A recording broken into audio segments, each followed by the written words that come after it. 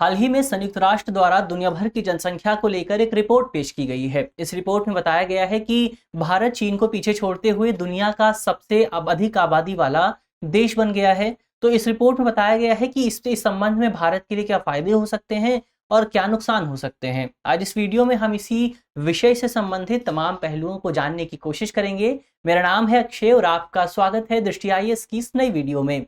चलिए वीडियो की शुरुआत करते हैं और सबसे पहले वीडियो की रूपरेखा को समझ लेते हैं। तो वीडियो में सबसे पहले हमने न्यूज़ यानी खबर की बात की। खबर को जानने के बाद हम ये जानने की कोशिश करेंगे कि यूनाइटेड नेशन द्वारा जो हालिया आंकड़े जारी किए गए हैं उन आंकड़ों में किस तरह की बातें सामने आई हैं। इसके अलावा जो जनसंख्या में वृद्धि हो रही है उसके प्रमुख कारण क्या हैं और इस वृद्धि के निहितार्थ क्या हो सकते हैं, इसके इम्प्लीकेशंस क्या हो सकते हैं। इसके अलावा भारत में जो जनगणना आयोजन में देरी की जा रही है उस देरी के कारण क्या हैं, उसके कारणों पर भी बात करेंगे और अंत में एक सवाल पर भी चर्चा करेंगे। सवाल जो होगा वो प्रीलिम्स का होगा और आप वीडियो में बताए गए तथ्यों के आधार पर उस सवाल को आसानी से हल कर सकेंगे। इसके अलावा ये जो पूरा विषय है मुख्य तौर पर सामान्य अध्ययन प्रश्न पत्र 2 से जुड़ा हुआ है और आप इसे भारतीय समाज, इसके साथ साथ जनसंख्या जैसे खंडों से, जैसे सेगमेंट से जोड़कर देख सकते हैं। चलिए वीडियो की शुरुआत करते हैं और सबसे पहले हालिया आंकड़ों पर नजर डालते हैं जो हालिया रिपोर्ट सामने आई है। तो हाल ही में संयुक्त राष्ट्र जनसंख्या फंड यानी यूनाइटेड नेशन पॉपुलेशन फंड द्वारा एक रिपोर्ट जारी की गई है। रिपोर्ट का नाम है स्टेट ऑफ वर्ल्ड पॉपुलेशन। तो जैसा कि नाम से ही स्पष्ट है कि इस पूरी रिपोर्ट के माध्यम से दुनिया भर की आबादी की क्या स्थिति है, क्या स्टेट है, क्या पोजीशन है, उस पूरी स्थिति को पेश करने की कोशिश की गई है। अब क्या बताती है रिपोर्ट? तो इस रिपोर्ट में स्पष्ट तौर पर कहा गया है कि पिछले कुछ समय में दुनिया भर की आबादी में बहुत ज्यादा बढ़ोतरी देखने को मिली है।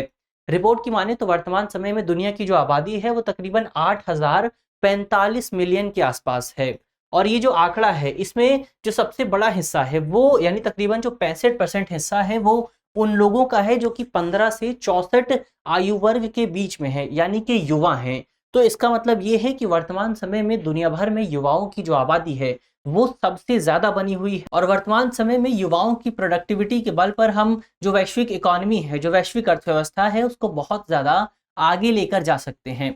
इसके अलावा ऐसे लोगों की जो संख्या है जिनकी आयु 65 वर्ष से अधिक है उनकी संख्या तकरीबन 10% के आसपास है, उनकी आबादी तकरीबन 10% के आसपास है। अब भारत के संबंध में ये रिपोर्ट क्या कहती है उसको जानने की कोशिश करें तो रिपोर्ट बताती है कि वर्तमान समय में भारत की जो आबादी है वो तकरीबन 1428 मिलियन के आसपास है। इसका मतलब ये हुआ कि भारत अब दुनिया का सबसे अधिक आबादी वाला देश बन गया है। कैसे? तो इसके लिए हमें चीन के आंकड़ों पर नजर डालनी पड़ेगी। इस रिपोर्ट में कहा गया है कि चीन में वर्तमान में जो जनसंख्या है वो तकरीबन 1425 मिलियन के आसपास है। अब अगर आप इन आंकड़ों की तुलना, चीन की संख्या की तुलना साल 2022 के आंकड़ों से करेंगे तो आपको पता चलेगा कि पिछले एक साल में चीन की जनसंख्या में कुछ कमी देखने को मिली है।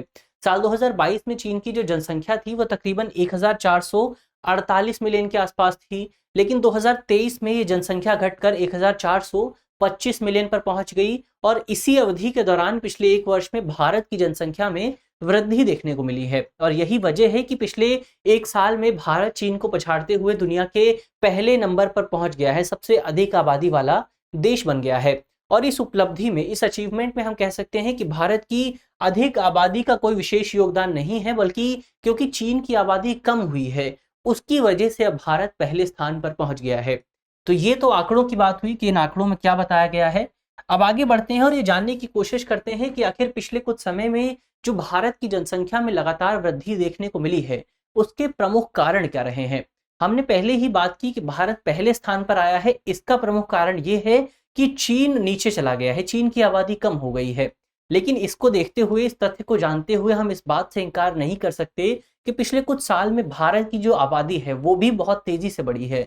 तो उसके कारणों को जानने की कोशिश करते हैं। पिछले कुछ दशकों में, पिछले कुछ डिकेड्स में भारत की आबादी बहुत तेजी से बढ़ी है, उसके कारण क्या है? तो इसमें जो सबसे पहला और सबसे बड़ा कारण है वो है मृत्यु दर और प्रजनन दर में कमी।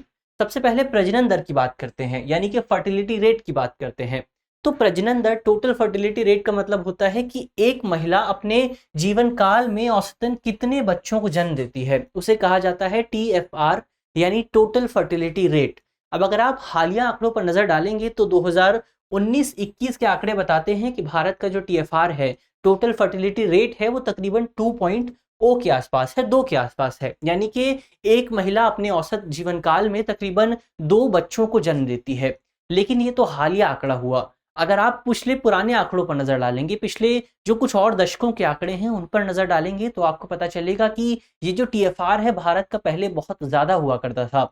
उदाहरण के लिए अगर आप 1992-93 के आंकड़ों को देखेंगे, तो उस समय भारत का जो टोटल फर्टिलिटी रेट था वो तकरीबन 3.4 के आसपास हुआ करता था। यानी एक महिला औसतन 3.4 बच्चों को जन्म देती थी।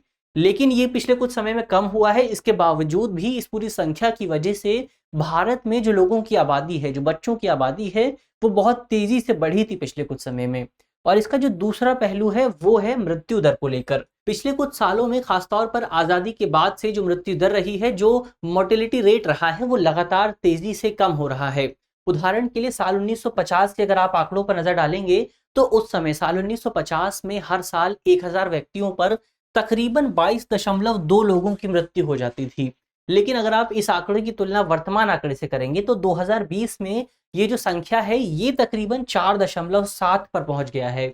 यानी कि वर्तमान समय में साल 2020 के जो आंकड़े बताते हैं वो ये कहते हैं कि इस पूरी अवधि के दौरान एक साल के भीतर मात्र 1000 लोगों पर 7.4 लोगों की मृत्यु हो रही थी।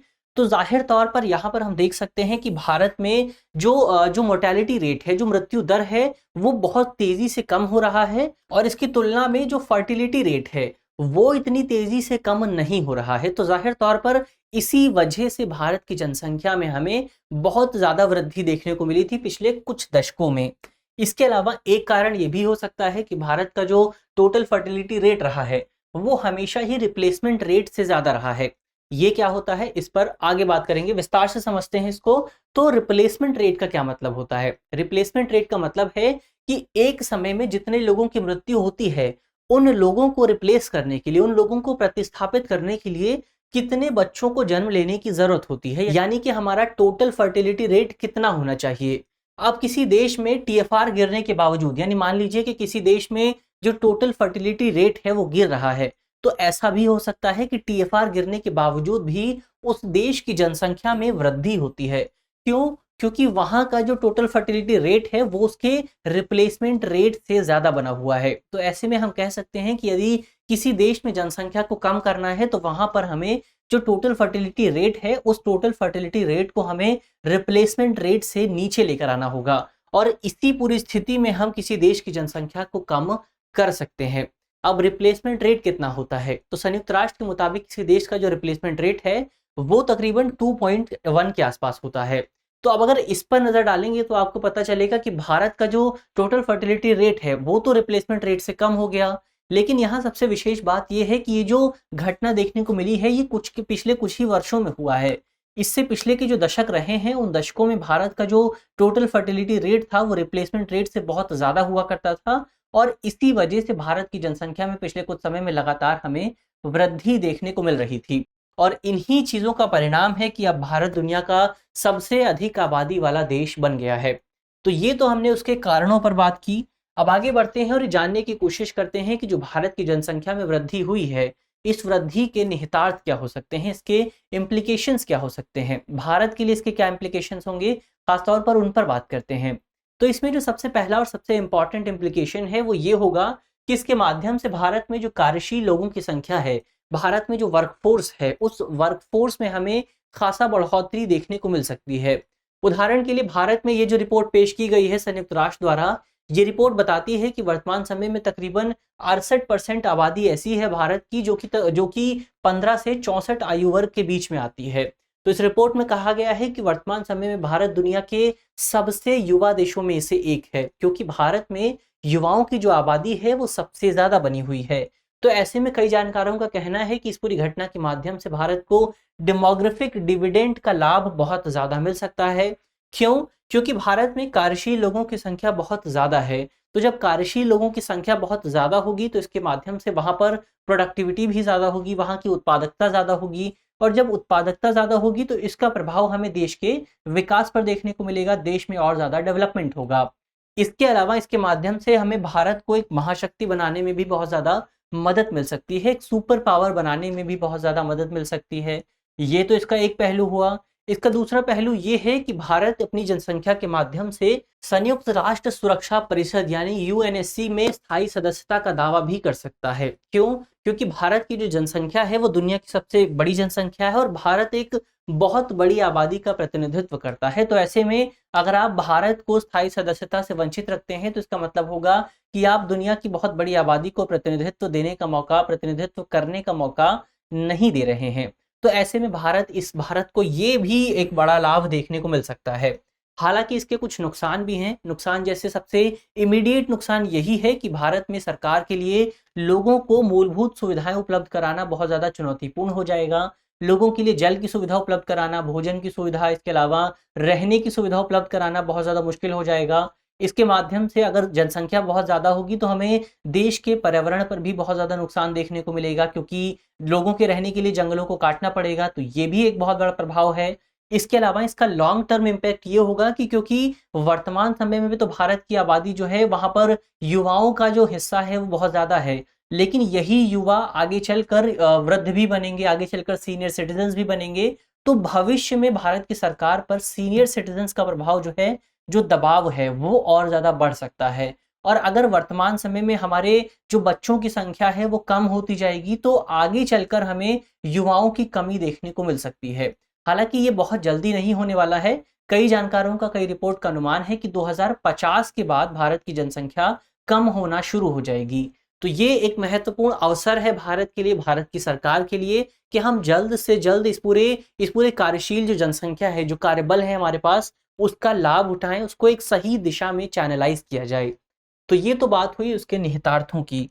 अब इस संबंध में जनसंख्या को लेकर, जनगणना को लेकर एक बहुत महत्वपूर्ण सवाल ये रहा है कि क्योंकि भारत में ये प्रावधान किया गया है कि भारत में हर 10 साल बाद जनगणना का आयोजन किया जाएगा और जो अंतिम आयोजन होना था वो 2021 में होना था, तो आखिर इस आयोजन में देरी क्यों हो रही है, इस पर बात करते हैं।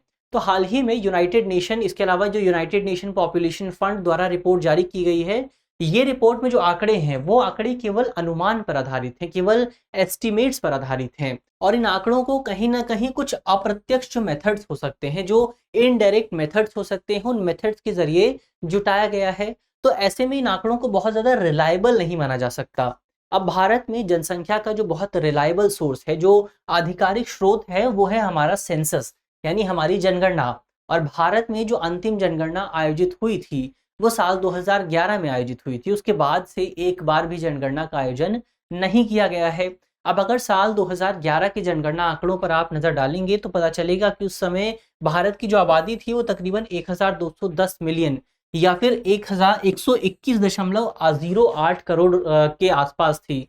इसका मतलब जाहिर तौर पर पिछले कुछ साल में भारत में जनसंख्या में बहुत ज्यादा बढ़ोतरी हुई है और सरकार के पास इस बढ़ोतरी के आधिकारिक आंकड़े मौजूद नहीं है। तो ऐसे में जो अगला आयोजन होना था वो 2021 में किया जाना था, लेकिन सरकार ने, क्योंकि उस समय कोविड-19 महामारी चल रही थी, तो इस महामारी को देखते हुए जनगणना की इस पूरी प्रक्रिया को कुछ समय के लिए टाल दिया गया था। लेकिन अब क्योंकि महामारी खत्म हो गई है और लगभग अपने समाप्ति की ओर है, लेकिन इसके बावजूद भी अभी तक भारत में जनगणना शुरू करने का कोई विशेष प्रयास नहीं किया गया है।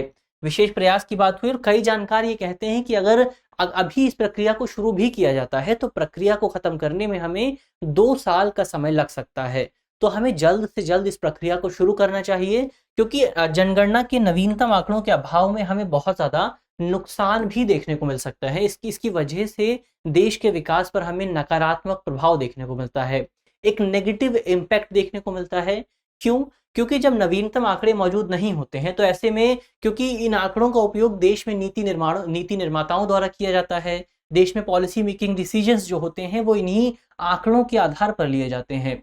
तो ऐसे में अगर नवीन आंकड़े मौजूद नहीं होंगे, नए डेटा मौजूद नहीं होगा, तो इसके माध्यम से हम पुराने डेटा के आधार पर निर्णय लेंगे और वो निर्णय हमारी नवीनतम परिस्थितियों के अनुकूल नहीं होगा। तो जाहिर तौर पर अगर हम अपने देश में बेहतर नीतियों का निर्माण करना चाहते हैं तो हमें नए आंकड़ों की जरूरत है, और नए आंकड़े तभी आएंगे जब सरकार इस पूरी प्रक्रिया की शुरुआत करेगी। तो ये तो जनगणना के संबंध में बात हुई। अब अंत में इस पूरे विषय से जुड़े एक सवाल की भी बात कर लेते हैं। हमारा सवाल है कि प्रतिस्थापन दर क्या होती है, रिप्लेसमेंट रेट क्या होता है। हमारे ऑप्शन है ऑप्शन ए मरने वाले लोगों को प्रतिस्थापित करने हेतु जन्म देने वाले बच्चों की दर, ऑप्शन बी खराब होने वाली गाड़ियों को प्रतिस्थापित करने वाली नई गाड़ियां, ऑप्शन सी एक औसत महिला अपने जीवन काल में कितने बच्चे पैदा करती है, या फिर ऑप्शन डी इनमें से कोई नहीं। तो आप कमेंट बॉक्स में सवाल का जवाब दे सकते हैं। मुझे उम्मीद है कि इस वीडियो में जिन बिंदुओं पर बात की गई है वो आपको समझ में आएंगे, और यदि आप इस वीडियो की पीडीएफ चाहते हैं तो इसकी पीडीएफ आपको हमारे टेलीग्राम ग्रुप पर मिल जाएगी, और टेलीग्राम ग्रुप का जो लिंक है वो वीडियो के डिस्क्रिप्शन में मौजूद होगा। तो मिलते हैं आपसे अगली वीडियो में, तब तक के लिए धन्यवाद।